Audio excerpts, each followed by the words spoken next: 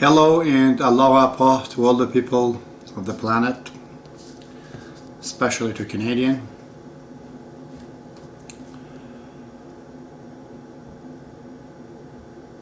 I've been talking in the last few videos, and I've entitled it as Baha'i Faith in Canada. I'd like to clarify some matter tonight. Actually, time is 12 o'clock and today is 28th of August. I'd like to clarify that I am, as a Baha'i, not the member of any Baha'i organization in the world. I'm an independent Baha'i. Not that I don't accept the administration of the Baha'i Faith, I actually fully accept it, and that's the only route to go. I am not, however, a member of the Baha'i organizations. And the views that I'm bringing on these videos, from the beginning till now, it's personally my own opinion. I'm not a speaker of the Baha'i organization, of any one of them, whether local, national, or international. These are simply my own study and observation of the faith of God, and I'm sharing it with you. So please don't mix this up with whatever you're hearing from other Baha'is.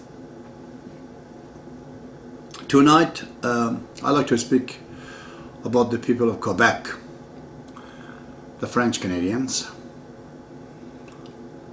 As I said before, I was always intrigued to know the natives, the Anglo-Saxons, and the Quebecers. Well, you know, study a little bit here and there, but I'm the kind of a guy that I have to see personally. So I've traveled a few times to Quebec and try to associate with the Quebecers, and I found them a really fantastic people. I call Quebec the liver of democracy. They're the guardians of the freedom in Canada, like a prime bar, you know, that you can push a big huge weight just by a prime bar. They are that prime bar that has led Canada and Anglo-Saxons to create this democracy, this wonderful country. I, as a Canadian, this is my personal opinion again, that we owe it to the people of Quebec the freedom we have. It is because of them. Because democracy, equilibrium, justice, a good society, like everything else in the world, it has to have two elements, you know, two opposite and equal forces that exist everywhere. Within the atom, we call it neutron and proton. In the United States, we call it Republican and Democrats, or really is the black and white.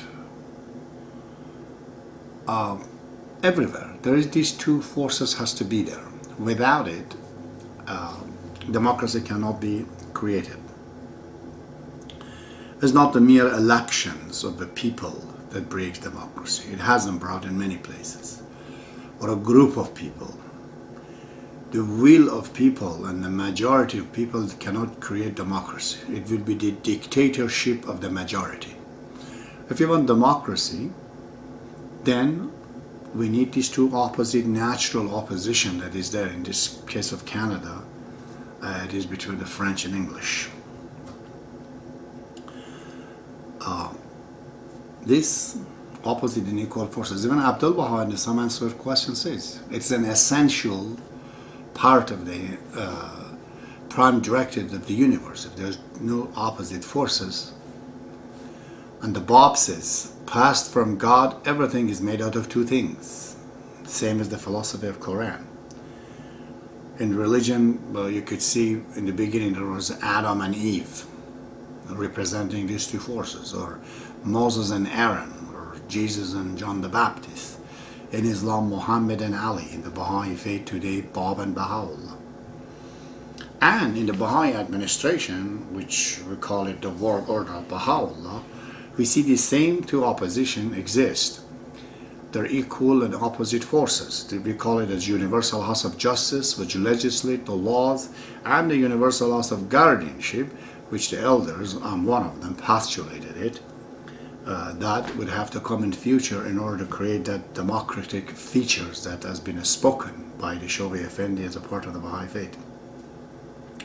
And in Canada, this principle, as I said, it's manifested itself through the French and English people. These are the two forces that they're doing this. This is an old philosophy that all the people of the world have spoken of it. This is the underlying philosophical protocol that has made democracy in Canada. If this is not in a nation, and a nation is made out of one particular country is made out of one particular nation, they're only English or they're only Irish or they're only Finnish or Swedish, democracy as such will not be made. Then there will be problem, as it was in England between Irish and English. So,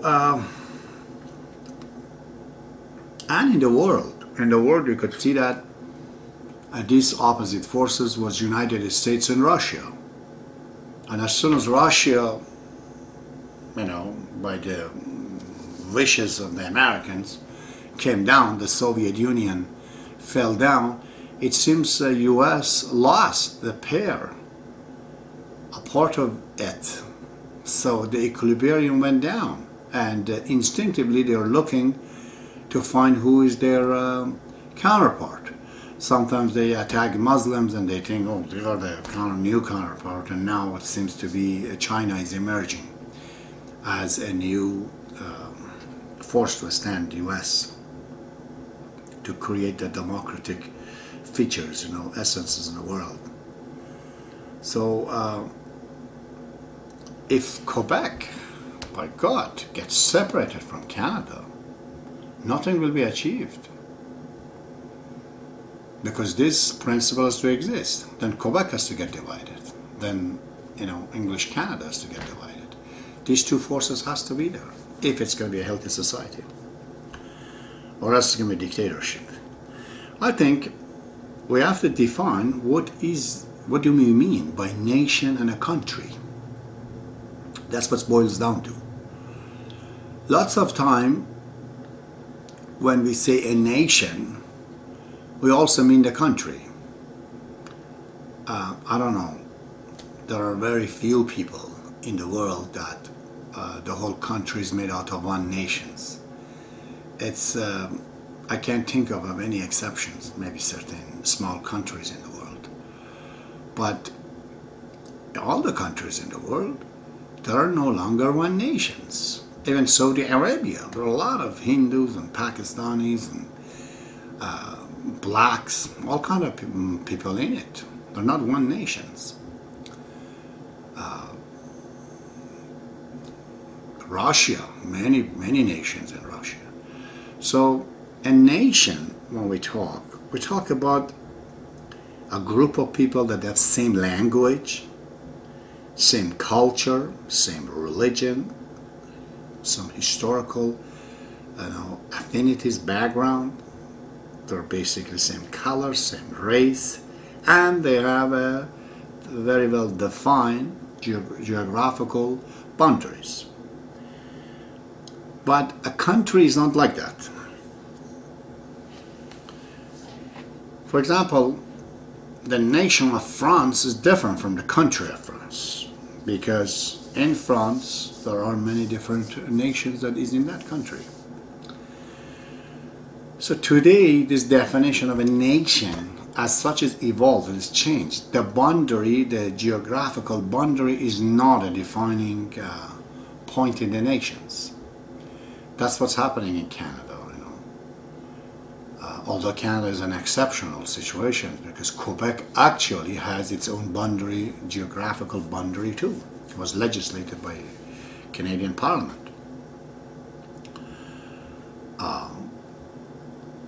But natives, they don't have that. They've given them some reservation, but not really their boundaries, because they're not a people of boundary anyways. So when you talk about a country could have many nations. We cannot say nation of Canada. That's a wrong word. Nations of Canada, true. Quebec, Italian, French, natives, Chinese, Arabs, they're all different nations. because they have those affinities and those similarities. But they don't have a geographical boundary. They don't. This is gone. This is today's changing. In that case,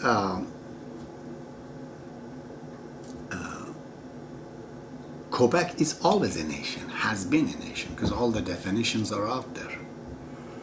But it hasn't been a separate country. Quebec is not a separate country, but it is a separate nation. In Europe, there are many, personal, historical, dear values have been sacrificed to create this European Union. French money, the franc, you know how much historically it's a part of the French identity? They gave it up because they simply thought that this is not one of the defining points. If it is a defining matter of our nation, we're going to suffer. We just want to be a part of the European Union, so it changed to euro, you know that. So I think Quebecers have to think that way, that they are nations. And a very important ingredients of the country Canada, just as important as the English people. It doesn't matter how much their number was. Maybe they were a smaller population or occupying a certain given area, not everywhere, but that does not make them any smaller. So the English and French people, they created a union, just like European Union. This union is called Canada, which we call a country. And it is one of the greatest lessons that these two nations of English and French, in their coming together as Canada, they have given this lesson to people of the world, how you could get along, stay together, and the benefits of it. You see, something that English people were always suffering in their own country.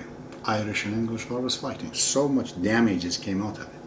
But here, there was an evolution of the English people into the Anglo-Saxons, and they realized the importance of the French to be the part of their country.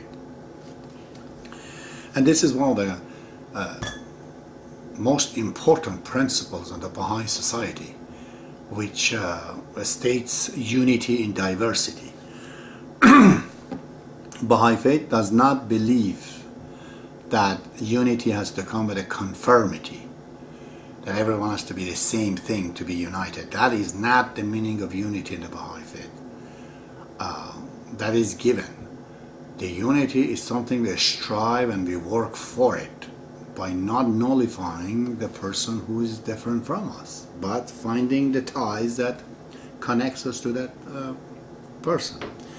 So unity and diversity, which is a Baha'i principle, is very well manifested in Canada by the French and English people. A little bit of the history, if you look.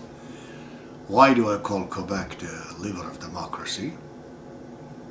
I think it's in the Quebec Act of 1774, if I'm not mistaken, when there was problem in the United States, and Canada felt that there might be a problem here too. They recognized that Quebecers are not Protestants. They're Catholic and they have to have their own religion, practiced freely as they wish. And they understood that the civil language is French, and they can do it.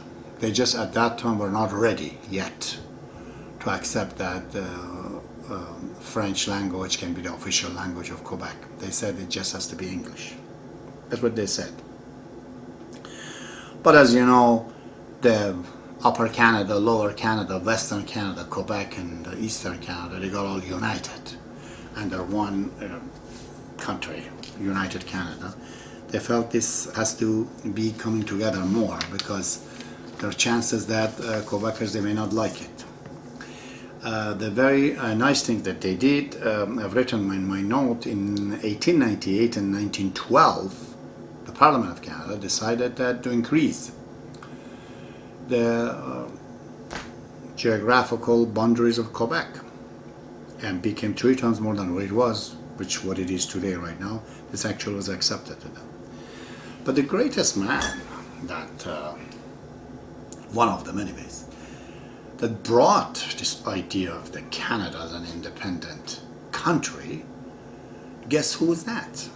It's Henry Bourassa. Mr. Bourassa said that I don't want a American ties or a British ties, we are an independent country. And as such, he opposed Canadian participation in the First World War, the Second World War, and a bunch of other things. I'm not necessarily agreeing with that, but I say that he had this vision of one country in his head, you know, and he brought it up. So every time Quebec decides something, just like a marriage between, you know, husband and wife, Quebec decides something and they don't want it, you can see the compromise on behalf of the English Canada to widen their view and their opinion. It was in referendum 1980, before I come to Canada, that to separate Quebec, Quebec didn't get separated because previously they saw that English Canada might compromise. They didn't. As 2 years after, 1982, Parliament of Canada decided Quebec is our client and we have to either leave them or they said that Canada is completely independent from England. They made it completely independent, no longer. It was just a response to 2 years before because they said if you